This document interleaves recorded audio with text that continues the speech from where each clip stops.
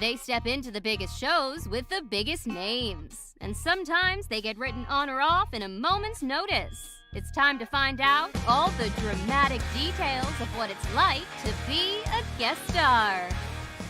With your host, Pete Ferrero. It's so nice to meet you. Because it's nice to meet you too. This is very exciting. I've been watching you my whole life. So Oh my goodness. That is so cool. You've been in so many things that everybody loves. Do you this is just start off the bat. Do you get this thing where you do the conventions and all that stuff and people are like, oh my God, I know you from what is the thing that is the most popular? Because you have so many things. So I can't even imagine what is the one that the one that I get asked most about. Yeah. Well, actually there's two. Two. The first one, of course, is Ghostbusters. Of course. That's like a given. And right. then the second one is the Brady Bunch. I mean, I never really get asked about Charles in Charge too often. I mean, they all remember me from it, but I mostly get asked about those two. Isn't that funny? It is interesting, and I can't wait to ask you about the Brady Bunch. But all right, let's start here. How did you get into acting? God, this is the funniest story because I was just a really shy kid, and my neighbor, I used to walk her dog, and she was a casting director, and I'm just like 13 or 14 years old, and she said to my mom one day, she said, Jennifer's such a nice girl, but she doesn't talk. Where were you, by the way? Where is this? Where is this? This was when we had first moved to California. You're in California. This is LA. Yeah. Okay. Yeah. So I lived in the Midwest and on the East Coast. And after my dad passed away, I was 12 and we moved to California. And so I was walking this neighbor's dog and she said, we have got to do something about Jennifer. She doesn't talk. I think she's so sweet, whatever. So my mom said, well, Ruth thinks you should go in this acting class. And that's an idea. Here's someone who doesn't talk. Let's throw her into it. Let's throw her on screen. Right. Yeah. And I went, okay. I think because, I grew up, I had a kind of funny, I did not have the most tragic childhood other people I'm sure have had, but I had a pretty crazy childhood. So my escape was always television and movies. And so the thought of, that might be kind of fun. Well, I'll go and I'm just going to watch everybody. I don't know if I'm going to really do it. So I went to the class and the teacher just makes you get right up there. And she got me up there on camera and I'm like, oh my God. And I went back and I started just taking classes. And when I was 17, a casting director came to talk to the class about acting and what the business was like. And he watched my scene and he brought me in on a soap opera. And that's how I got started. It's kind of like the reluctant actress. It's funny because there's probably some people that you were friends with in that class that are striving and wanting to go on this big journey. And and some who have, and oh, really? Like Kevin Nealon, the comedian, he was in class with me and I loved Kevin. But yeah, there were other kids in class that, went on to do soaps and things like that. So how old were you when you did the soap? How old were you when it was Another World that you did? I was 18, 19. And what is that to walk into that universe? It's really intimidating. I'm still a newbie. I had done one little low budget horror movie called To All a Good Night. And I never thought anybody'd see that thing, and so this was my first big job. And here I am working with all these, veteran actors and, we had Morgan Freeman was on our show, incredible actors. And I just felt like it was almost like my college, so yeah. I just tried to, keep up and watch and learn and, do the best. Did you learn a lot on Another World? Do you feel that you learned acting through the soap in a way?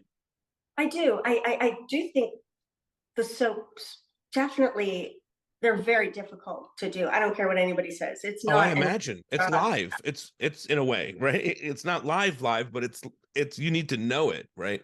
and every day is an hour show. So, Mm. you work hard. And I did learn a lot. I learned how to listen. I learned, timing. I learned lots of things for the actors on that show. And I'm very blessed I had that experience. Yeah, So, totally. And so you're going from show to show. What is your life like in that time period to get roles and whatnot? well, it's just a lot of auditioning. I was very lucky because I kept very busy for many years, that I wasn't out of work for too long in between. But when I worked. I'd always have a part-time job Well, because I just never trusted. Well, I was going to ask you about that. Like, a lot of people that I talk to, it's so interesting. They're in huge, huge projects, but as they're doing the project, they assume they're never going to work. They're never going to work again, and they will never have another job again. So, Yeah. did you experience some of that as you were working? Yes. Every time a show ended, and it's very hard when a show ends and you've become a family, and that has become your little unit. So, whenever I would be done, it's a little mourning period for a while, and I would just make sure I kept busy and do whatever I could to just keep the money rolling in, because you just can't trust this business for Well, anything. what kind of things were you doing though? Like, where were you working in between? I worked at a store called Geary's in Beverly Hills, and I worked in the phone orders up in the office, and then I also worked the floor and sold to customers. And I had two very funny experiences doing that. I had just finished this pretty big movie of the week that this big casting director had cast me in, and here he comes walking in the store. He's like, Jennifer, it's so good to see you. And I'm like, oh Thinking my that gosh. he's running into you at the store. You're both there. And I said, what can I help you find? It's like, and I'm like, yeah, I work here. And he's like, that is awesome. I said, well, I wouldn't know what to do with myself if I wasn't. So, Right. Yeah. Totally. and then the second fun Yeah. experience was not someone who recognized me. At least I don't think she did. But Carrie Fisher walks in, and we all love Carrie Fisher, Everybody. and of course, I'm going to help Carrie Fisher today. So I go up and I help. What can I do for you? And she said, I need some gifts, and will you help me? And I'm like, of course I will. So I'd take her around and show her all the different things we were selling, and she'd go, you like that? I'd like, I do. Okay, 3 of them. And then we did this throughout the whole store. Oh my God, that's It was amazing. just the cutest. And then her credit card got declined. Of course. Oh, But that's an episode of something. That's an episode of something right there. I kept thinking, I can't go out there. I told my manager, I can't go out there and tell Carrie Fisher her card got declined. No. Have you ever thought about a film about your experiences making films? I think that there is something. I think there is something there. People would either be very bored or very entertained. Well, okay, but you get the hugest movie in the world, I mean, and the fan base for Ghostbusters is, it's wild. You know what I mean? Like it's a whole other level. Tell me how you got that, and then I'll talk about the whole experience of making that. I know there's a lot of people that will be happy. Yeah, of course. I just came in for an audition, and they put me on tape, and I never heard anything. I thought, and I thought it would be cool to be in a Bill Murray movie, and because who didn't love Stripes and all those movies, and then I got a call like weeks and weeks later, and I had gotten the part, and I was so excited. So I went to New York and did that with Stephen Tosh, and we were the cover set. So we were there for, oh my gosh, we were there for 3 weeks, I think, in New York before we even filmed anything. Covers shot, you probably know, but for those who don't, a cover set is for when it rains. So they were going to be outside, but if it rained, they were coming in to do the test scene. I got So you. yeah, so I had just moved from New York. So here I was back in New York for like 3 weeks. It was kind of fun to see all my friends again. Right. Then they were like, you just left. I It's not that know exciting, right? Yeah. that wasn't very long. So what was Bill Murray like then? Oh, he's so fun. He's just a lot of fun to be around. I spent a great day with them and Stephen and I, and we just laughed and it was awesome. I gotta say, I was so sad when it was over. It was Yeah. just such a fun experience to, be in the same room with all of these geniuses, and they were very, very helpful and fun to work with. You're aware that there's like a documentary about all these great Bill Murray stories, right? Like Bill Murray Yeah, showed up at this. my friend did that movie. I haven't seen it yet. I Tommy feel so Avalone. bad. Yes, I love those guys. I'm friendly with them as well, and I'm friends with the executive producer of that, Ray Esposito. He said to say hello, so Oh, please tell them I said I hello. will. But so, did you have anything like that? Any like interesting, quirky Bill Murray things that he did? Oh yeah. Oh yeah. Yeah. So I'm doing Charles in Charge, and I get a call that I come into work one day, and I hadn't worked the day before, and they're like, Bill Murray was here. I'm like, what? Because he was looking for you. Like, why? What? Oh my God. So my agent calls me and she goes, Bill Murray's been calling about you. And I said, okay, why? And she goes, he doesn't like your headshots. And I'm like, okay. What do you want me to do? And she goes, nothing. I love your headshots. I said, okay, that's all he wanted. And she goes, well, no, I think he wants to see you, to go out to dinner with you. And I did. I went out to dinner with just dinner. Right. Well, I have to ask, Yeah. Yeah, all innocent. But we went out and we're at this restaurant in downtown LA, and I think it was Philippe's, and he was singing opera to the whole restaurant, and then he says, Jen, Grand Central's right, or Union Station's right across the street. Let's go look at the trains. And I'm like, okay. So we go, and this, we probably can't even get near a train now, but right. This is when you can go and do anything. This is when you could get in the airport without security, probably. You could board a plane just because you feel like it. Like it's just like back in the day. Yeah. Yes, exactly. So so we're walking around, and there's an Amtrak train sitting right there, and the door's open, and he climbs in, and this guy comes walking up and he goes, can we drive your train? He goes, okay. So this is insane. Only a few feet. A few feet, but I thought that was pretty humorous. So, but that's like a really good out to dinner with Bill Murray story. Yeah. Did you change your headshots? No.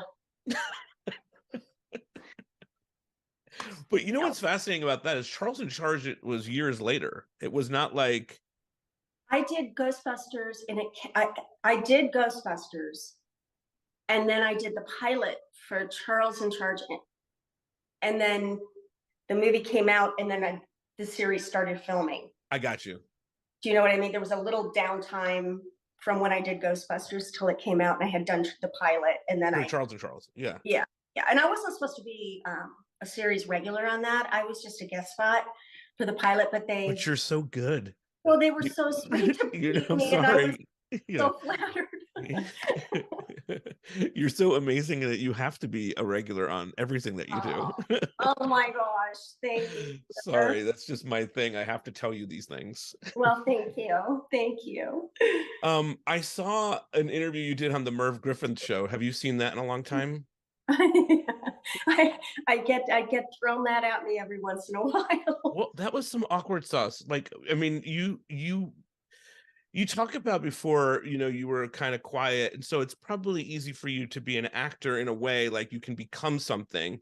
But when you go on the Merv Griffin show, you have to be you, right? So was that an intimidating process for you to go on a show like that?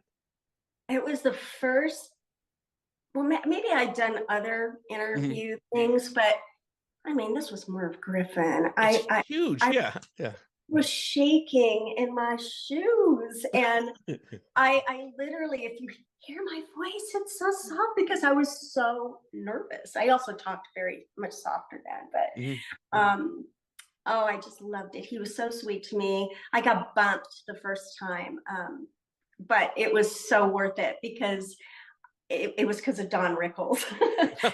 Well, he was that's a the good bump. act ahead of me, And he wouldn't have tolerated anything else. So you were, but he totally was so hilarious that you know how that goes, and they keep him on. And yes, Jennifer, we're going to have you back. And I'm like, okay, it's fine. So at least I had a little pre-game Merv. So when I went back, I kind of knew, okay, that's the room I'll be in before I go on, you know. Oh, you had some experience with it a little bit. I had a little Merv experience before I actually got on the show. All right. So, but in that interview, you get into this whole conversation about, it's interesting because I'm going to ask you about it because you get into this whole thing about weight. And I'm curious, was that, we're talking about the early 80s now, and we're looking at things years later. Was there a pressure like that for you in the, tell me about some of that. And what there was, you know, and I grew up kind of a chubby girl. I was just a chubster. I was awkward and I was shy. And one summer I grew up, you know, and shot up a little bit and lost some weight. And when I started in the business, even then they're like, you really need to lose more weight. And I was not a big girl anymore, but you know, that was what they wanted then. And they may say not anymore, but they do. But yeah, so I was constantly, when I was on the soap, our producer at the time, he used to make me and a lot of the other girls, he'd weigh us. Oh my God. Yeah, that was pretty crappy. But I struggled with that. And the funniest thing is now, if something of mine is on and I happen to catch it, or you know, that's me. I look and I'm like, God, there was nothing wrong with me. I look like a normal human being, and I just that was probably one of the biggest things I disliked about that was probably the most uncomfortable thing for me in my career, is because I have a, you know, what do you call it? Oh yeah, I mean, you're beautiful. You're absolutely beautiful. I have an hourglass figure. I do. I'm a girl, and I'm beautiful not then and today as well. And thank you. And I grew up like being a super fan of all of it. So that makes me annoyed that somebody would ever speak that way to you, because it's just. I could tell you, as a teenager that grew up watching you, none of us felt that way. We were all into it. So thank you. Yeah. But you know what? It really taught me a lesson, and that lesson was I knew I was fine then, and I didn't trust it. You know what I mean? I didn't fight for myself, and I just went, you know what? You fight for yourself. You got to stand up for yourself and say, this is who I am. And if you want a size 0 person, well, you're not going to get it here. So, you know. But that must have been difficult and hard to get to. You know, we're talking about this a long time ago, you know. It is hard, and it's hard to be judged all the time, but you know, you have to have a thick skin, and it's not that it's not going to hurt you, but you have to learn how to let things roll off you. And that is a hard thing to place to get to. It's interesting because I bring it up because it's like, you know, when you watch that interview, you're so nervous, and the thing that you talk about is this thing that the most painful. Yeah.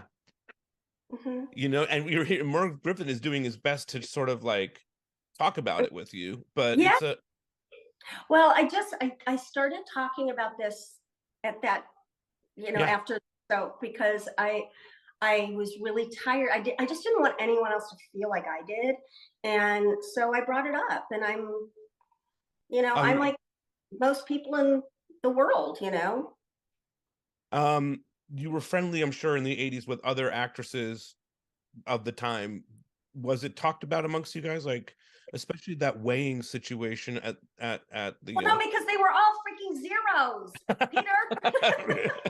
fair enough. Yeah, they didn't care.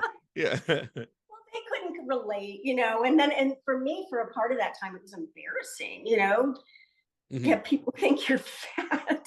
Well, I mean, that, or at least that's your like this small group's perception of that, whether that's Yeah, true or, yeah, yeah. So after you do Ghostbusters, how does your life change? Because I think it's interesting to go from being someone who's working on a soap and a couple of things and The Fall Guy and all those kinds of pieces, which are really great, amazing stuff, but then you get catapulted sort of in this movie that becomes iconic, and you have a bunch of those, so that's what we'll get to. But the first one is Ghostbusters. How did that change your life? Well, I think it opened a few doors for me because people wanted to meet me, Yeah. as far as acting or being cast and things. And I did, I'm sure that brought me in a few doors. I honestly did not notice a big thing then. It's So, more. I mean, are you getting recognized, like the store that you worked at? You can't probably work out anymore. I mean, you're the, you were in Ghostbusters. Like, no, I worked there after. You worked there after Ghostbusters?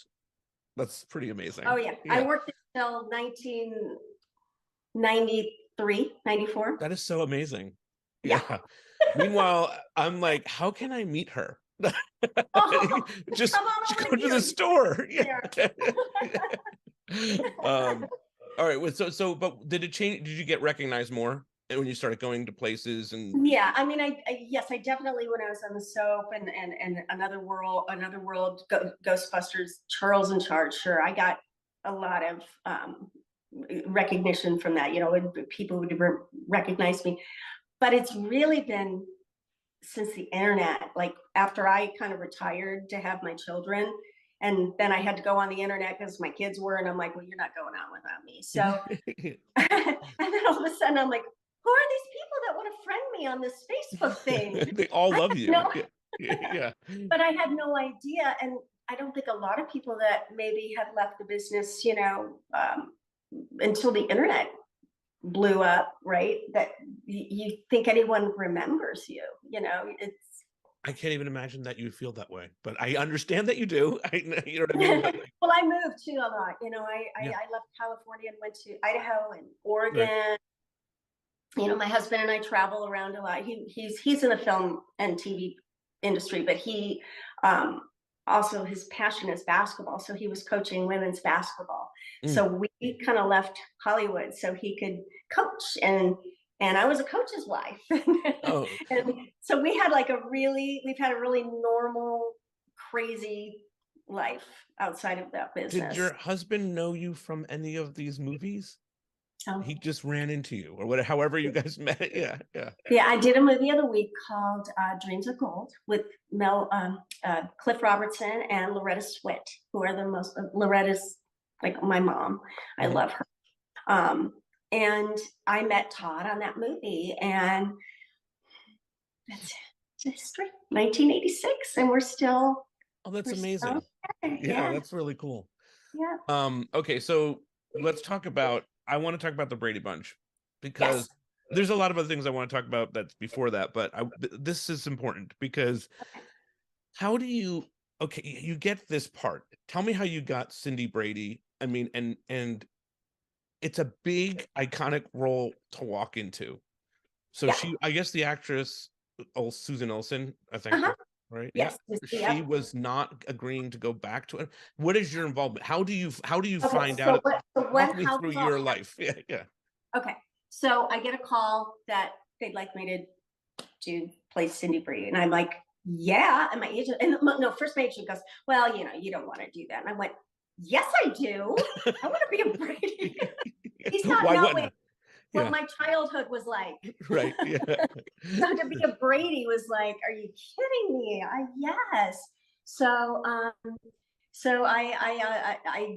did it, and I loved it. I had so much fun. And Susan had gotten married, and she was going on a honeymoon but she was going to do the show, but they didn't the negotiations didn't go work well for her. Yeah. So I think she wanted a little more than what they were willing to give. I mean, she'll tell you the whole story. In fairness to Susan, I'm sure she thought there's no way they're going to go forward with the Brady Bunch movie without Cindy Brady. Well, you would think that would have been.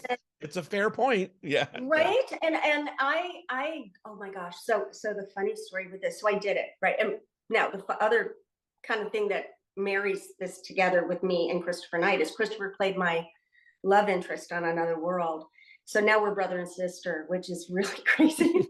Right. But I do this show, and a couple of years go by, and I'm down in LA with my kids, and I go into a Burger King, I think. Susan says it's a Burger King. And I'm sitting there with my kids and my sister-in-law and her kids.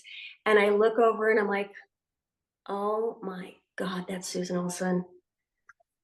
Oh my God, that's Susan Olsen. I have to say something. But now, it was like, had you prior to this, had you known Susan Olsen? You just you did Cindy Brady. You don't know what she thought of it. You don't know it. You have no information to go on. All you know is that the role that all I know is I watched the show. And the iconic actress that you replaced is sitting right at the Burger King. Yeah, okay, set that up. Yeah. So I'm like, and of course my hair's up and up, no makeup. I look like crap.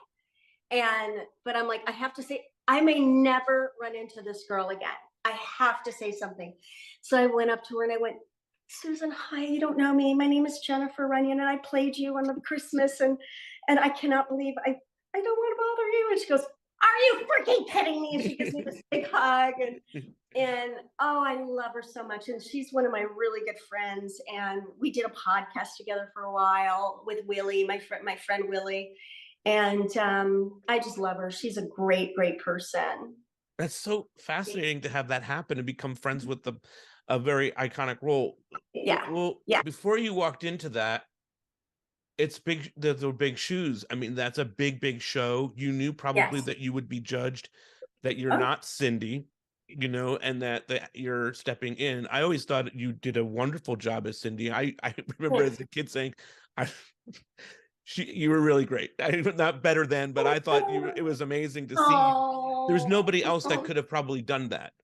Oh, well, but what was that like for you to walk into that? Oh my gosh, that was so surreal and so cool. And I loved them all. And they treated me so well and welcomed me. And, I just had the best time. I mean, what a fun, can you imagine? I walk on set and here I am in the living room. I'm in the Brady living room and there's Mom and Ted Brady and there's Alice.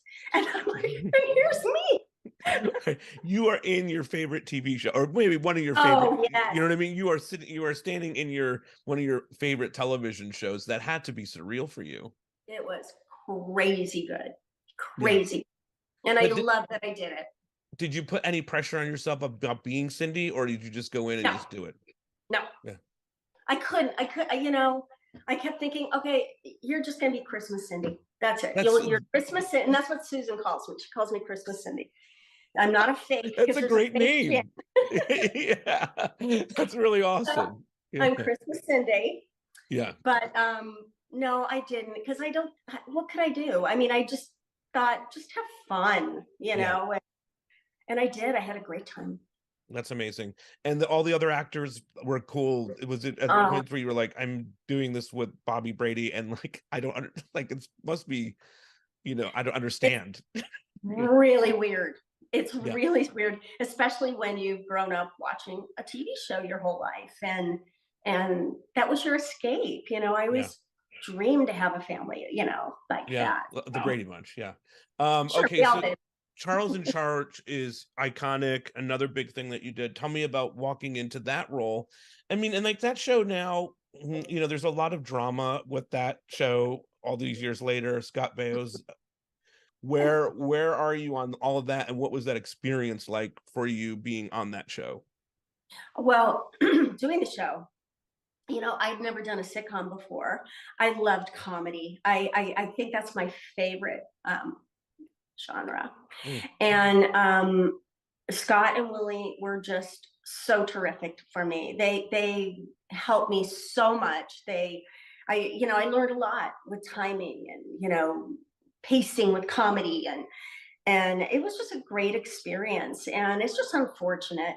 It's unfortunate that all of this happened, and I don't know anything because I wasn't on that set. I was on it for 2 episodes when they brought me back, but I didn't. How would you know or know what someone else's experience would be? Yeah, I wasn't close to the girls, because they were a lot younger than me, but it's just unfortunate. And I don't know anything, and right. So everybody has their own sort of version of what happened to them. Yeah, I just don't know. I don't know. I don't even know a story. Right. Right. I know what you mean. Yeah. And Willie's my best friend, and he was there, but he doesn't even. He's like, look, I don't know. They didn't. Right. I mean, and there's no way to know. The only people that know are the 2 people that right. and so that's right. Yeah. I just think it's sad. The whole thing is sad.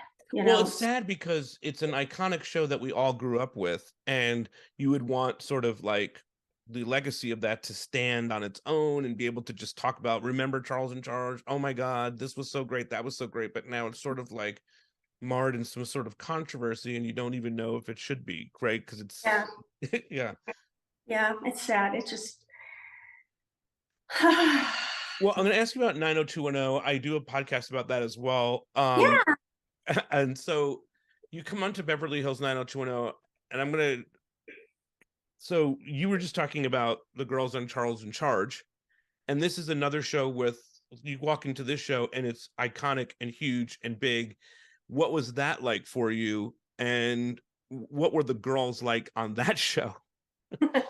That's a funny question. Yeah.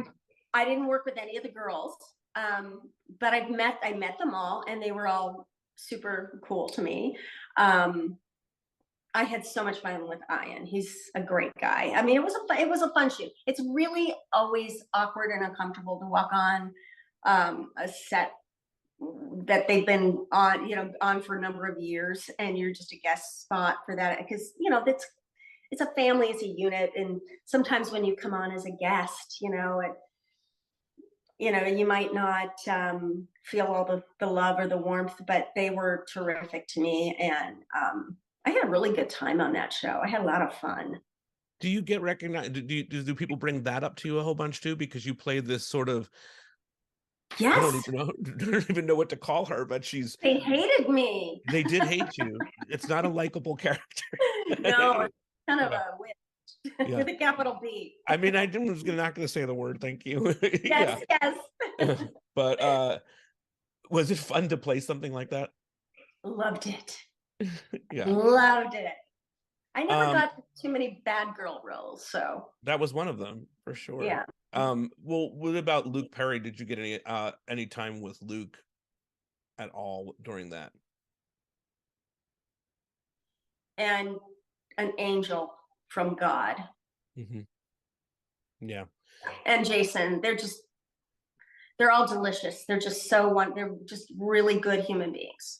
I mean, that's the experience I had. I loved them all. And I thought my favorite of the girls, I mean, they were all very super nice to me, but Tori Spelling is just about the sweetest person. I just love her. I agree with that. Yeah. Well, the girls on, you said you didn't really talk to the girls on Charles in Charge. What was your experience like with them? Like I said, I literally never had any scenes with them, but one scene I had is when I enter into the house. I don't know what the last name of this new family was, but so when you're off set behind the door, and Nicole and I were back there, and she hadn't really said anything. She's a kid. I mean, she was pretty young, but I have to say, I've never seen anybody more beautiful. And she was pretty shy, or I don't know, she wasn't really talking to me. And I just finally went, I just have to tell you something. And she goes, what? And I said, I've seen a lot of beautiful girls in this business, but you are absolutely stunning. And don't ever let anyone take advantage of you. You know, I just said something kind to her because she was young. I mean, she 13 or 14 or I don't even know. And she was like, and I thought, oh, you know, she just needs a little love or something. I don't know. And then after that, it was super sweet to me. And I mean, not that she wasn't before.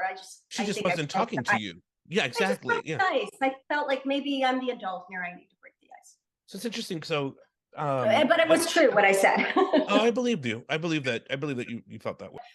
And Shannon, I was walking down the hall and she was walking down and she goes, I love you on Charles in Charge. And I went, thank you. So that was it. That was like the only interaction, except Tori actually came and found me to welcome me, which I thought was super generous and kind.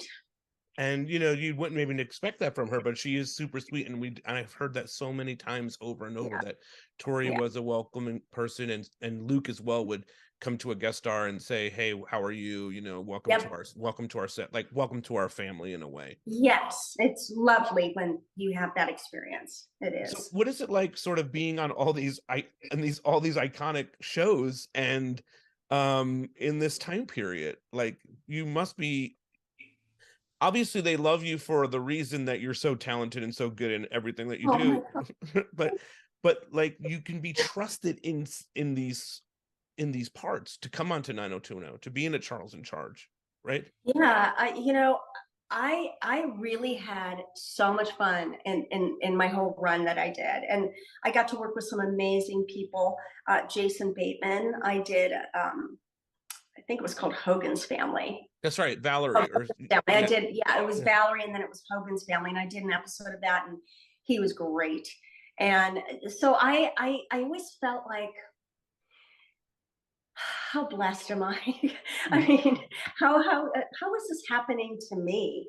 I guess that's how I want to explain this, because I felt like I was constantly in another world, you know, like, oh, now I'm doing this.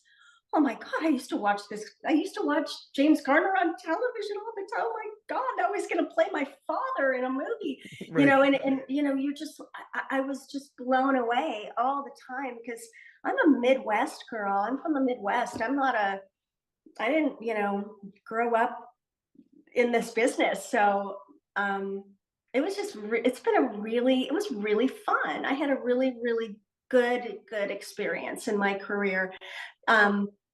You know, there's always your little downfalls or your little, you know, like the weight thing was not a fun to deal with, but that was the worst thing that ever happened to me. What about the George Burns movie? 18 again. 18 again. I mean, and like, that's amazing, because talking about, oh my God, moments, I'm working with these people. I mean, it's a movie where George Burns is like in the movie. I don't know that you I don't know that you interacted with him all that much, because you interacted with Charlie. George Burns's younger self, right? But what was that like to be in that film? Oh my gosh. That was Paul Flattery was our director, and he's amazing. You know, these are all the Second City people, you know, a lot of them were Second City, you know, actors were in this film too. And it was just great. I mean, I got to work with George, and he was just very funny, very sweet, and adore Charlie. Charlie's still one of my good friends, and I just did a movie a couple years ago with him, but that it'll never see the light of day. But we sure had fun, but we all bailed, but we sure had that happens. We can make a movie about that. Okay, that's fair enough. Yeah. Who's the Boss is another show that you went on. What was that set like? Oh, that was again, I had fun on these shows. There was only a couple things that I did that I'm like, oh my God, I'm glad that was over. But a lot of the sitcoms were really fun. You know, the energy was pretty good on those. Alyssa Milano.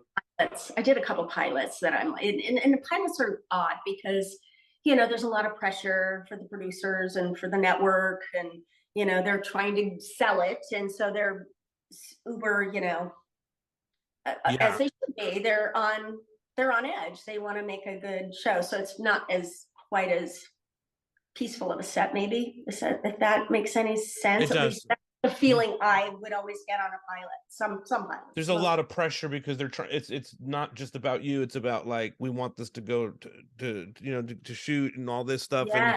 And every little thing is sort of like overlooked or like looked into too much, sort of, right? Yeah, it can be like that. And so that can be stressful. And oh my God, I hope I'm doing a good job. Or they, because they can replace you in a minute, so you do, as an actor, you think about all those things, especially in a pilot, you're always worried about that. Quantum Leap. So good, my favorite show, and you're in that too. I still can't believe I was that lucky. That was just quite an experience, working with all those people, and Scott Bakula and Dean Stockwell. They're just terrific, and the whole cast that I work with them. Lydia Cornell, who was on, what was the name of her show? What was the name of her show? I don't know. With Donna, I know the you. name of it. I feel so bad. Is it Too Close for Comfort? No. Yes, thank you. I know it too. Yeah, she's so amazing. I love her. She's so sweet. Yeah. And she played like my best friend on that show. And so I got to meet Lydia, and I just adore her. She's terrific. That was a fun one. That was a real fun one. It was fun to play. I love playing, doing old, Yes, that's what I was going to ask you. Yeah. It's not of this time kind of a thing, right? Period, sort of. Yeah. I did a movie in Israel called A Man Called Sarge, and I played a part, and it's my favorite part I've ever played. And it's on Netflix. I think it's still on Netflix. I'm not sure. I'm going to go look for it tonight. Oh, you should. It's called A Man Called Sarge, and it's with Gary Kroger. And Mark Singer is in it with me, and I play a French spy named Fifi Laou. Nice. And it is very fun. I think it's fun because I had the most fun I've ever had on a set. I loved it. I wish I could be Fifi again. Well, maybe they'll make a sequel. Right. So you step away from acting. That's a big choice. I mean, you've been doing this since you were a kid. You went through a whole decade of iconic role after iconic role. I mean, and also in the 90s too, because 90210 was the 90s, so it was continuing. What made you? Was it kids? What? I mean, because you could have kids in that era and still come back to work. So there must have been a choice at some point to say, I'm good. Yeah. Well, we just had a couple of decisions to make. My husband wanted to keep coaching. He was coaching at a university in California. And then when season was over, he'd work on a movie or a TV show. And he was going to leave that job. And he said, I really still want to coach. And I said, well, I really want to be a mom, and I really want to be home with my kids. And so we did. We made that choice to leave California, and we moved to Idaho. That's a different place. It's not in Los Angeles. It's a different place. No, it was totally different world and peaceful, and I loved it. And we lived there 6 years. Then we lived in Oregon for a few years while he coached there. And then we came back to California because our family, the parents were getting older, and we just felt like, we need to go home. Our kids need to be around their grandparents, and we just need to be home with our family for a while. And we're grateful we did. But it was so worth it. I mean, I loved being home with my kids. I'm fortunate that I could do that. And I'm, glad that happened because, they're good kids. What was the podcast that you and Susan Olsen were doing? I didn't see that anywhere. Oh, Susan Olsen, Willie Ames, and I did a podcast called Fluid. Okay. Oh, that sounds familiar. Yeah. Yeah. Mm-hmm. Yeah. So that was fun.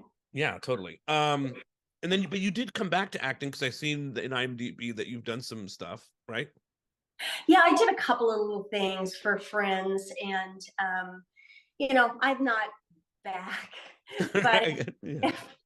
if my friend said, "Hey, Jen, would you do this?" I'd be like, "Of course, I'd do that for you." So I've done that kind of thing where friends are doing a project and I'll So go what in. are you doing today besides mom and all that stuff? Like, what can people find you doing and talking about? Are you doing a podcast now, or what's No, yeah. no, not now. That was a Lily and lot. I That's a lot of podcast is a lot of work, you know. It Yeah. is. And Billy and I talk about it all the time. Like, we should do another one because we loved doing a podcast together. We had so much fun. Yeah. But it's just a lot. It is. And Todd and I are retired now. We're traveling, and right now I'm getting ready to have a wedding here at my house. My son is getting married in June. So I've been busy with that kind of stuff. Okay, so And, there's no website to follow that. Usually you're plugging something. No, Yeah. There's no, yeah. no, Yeah. I have nothing to plug. That's amazing. Well, I just think the world of you. I think you've done so much great work, and so many Thank people were so excited when I said I was interviewing you because they Aw. all shouted something out.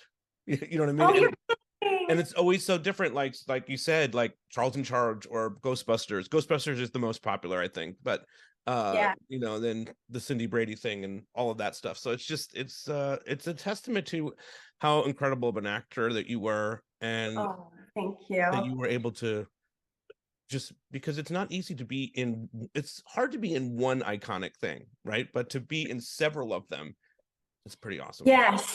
And now Yeah. I have a daughter who's an actress. Oh, And amazing. Yeah. yes, Yeah. so she's down in LA. So that's like, okay, you gotta So check you're out reliving all this check good out and the Bailey good and the Corman. bad. You know what I Yes. mean? Yeah. Check out Bailey Corman. Okay. Keep an Well, eye out for it. she'll probably be in something very soon, I imagine, right? Oh, she's been working. She's been Yeah. working a lot, but ever since COVID, it's been hard. Of So course. well, but she's got stuff on the back burner here. So I hopefully can't wait. Yeah. All right. Well, thank you, Jennifer, for doing this. This has been awesome to connect with you and to talk to you all these years later, because I've been a fan forever. So just thank you so much. Well, thank you. I so appreciate you having me, and this was fun, and you're terrific. Thank you Thank you so much. Have a good one. Thank you. Bye. All right. Bye-bye.